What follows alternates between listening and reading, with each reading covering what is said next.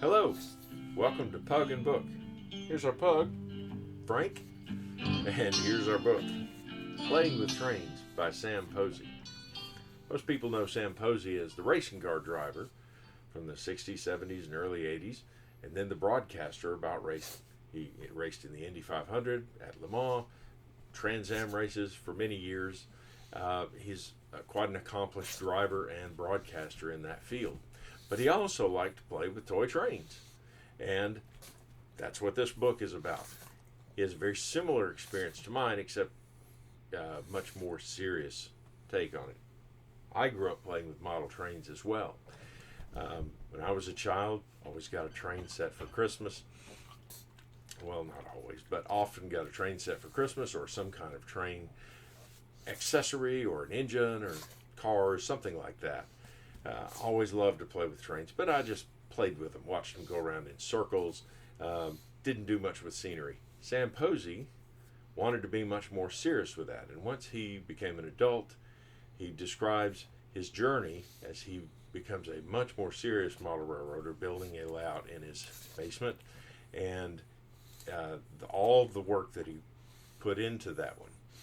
Now, in this book, he weaves together the story, the history of model railroading, how it began, many of the personalities in the early days, in the 1930s, 40s, 50s, some of the people like John Allen, who had a famous layout that is still discussed and was highly photographed in the 60s and 70s.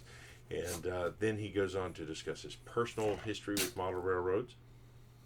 He puts together a construction diary of sorts of his own layout and the lessons that he learned along the way, playing with trains. And then he puts in bits and pieces of the history of the railroad which he modeled, which is the Colorado Midland. And that railroad was the model for his model. It was the example that he was working toward to try to approximate that railway in his layout. And he weaves together all of these stories, not focusing just on one at a time, but a little bit of this, a little bit of that, so that it casts this very interesting story of how he got to where he was with his layout, and how the whole hobby of model railroading began, and how it got to the point where he could build the kind of layout that he did. He also talks about the approaches to model railroading. There's the people like me who like to just play and watch trains go in circles. And then there are the folks who really enjoy the artistry of building scenes, model buildings and mountains and rivers and all that sort of stuff. And then the operation of model railroads.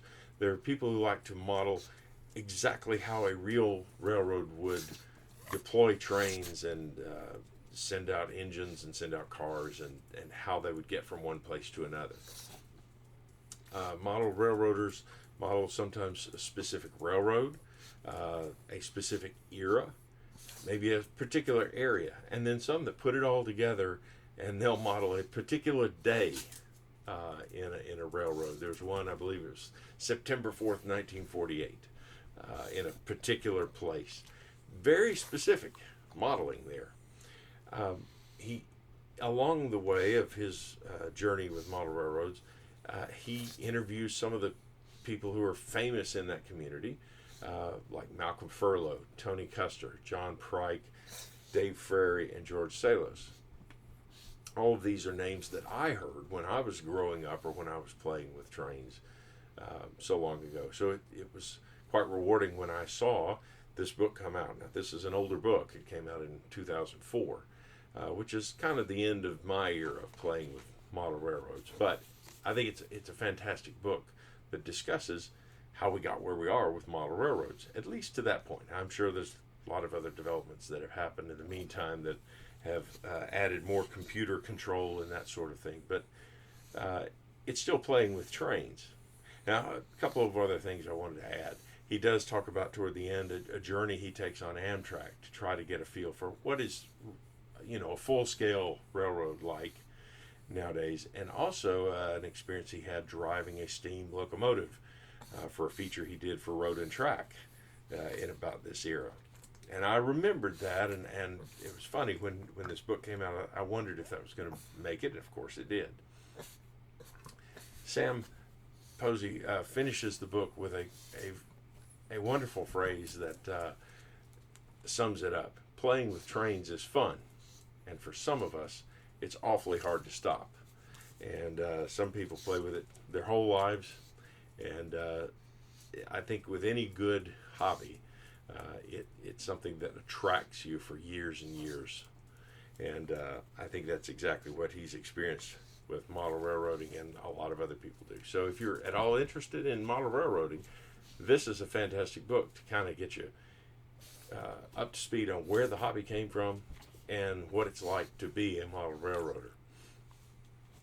Well, Frank, what did you think of the model railroading? What do you think of model trains, huh? Come over here. Can you come here?